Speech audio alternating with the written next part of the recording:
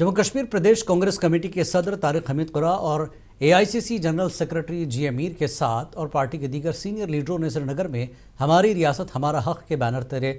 एक पुरअमन जुलूस निकाला। इस मौके पर जम्मू कश्मीर को मुकम्मल रियासत का दर्जा बहाल करने का मुतालबा किया। ये मार्च एमए रोड पार्टी हेडक्वार्टर से शुरू हुआ वह डिविजनल कमिश्नर दफ्तर की तरफ बढ़ने वाला था। लेफ्टिनेंट गवर्नर के जरिए वज़ीर-ए-आज़म को एक मेमोरेंडम रवाना किया जा सके, तहम पुलिस ने जुलूस को पार्टी दफ्तर के गेट पर ही रोक दिया।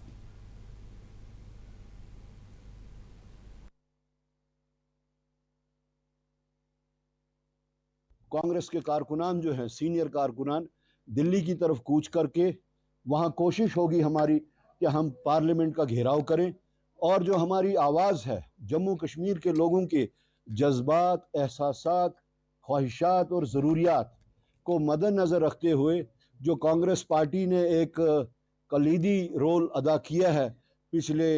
कई महीनों से, उसको मंतकी अंजाम तक पहुंचाने के लिए हम दिल्ली जाएंगे और जो 233 मेंबर इंडिया ब्लॉक के हैं, जो जिनकी आवाज़ के साथ हम आवाज़ मिलाएंगे और वो हम लोगों की आवाज़ के साथ आवाज़ मिलाएंगे और हम मजबूर करेंगे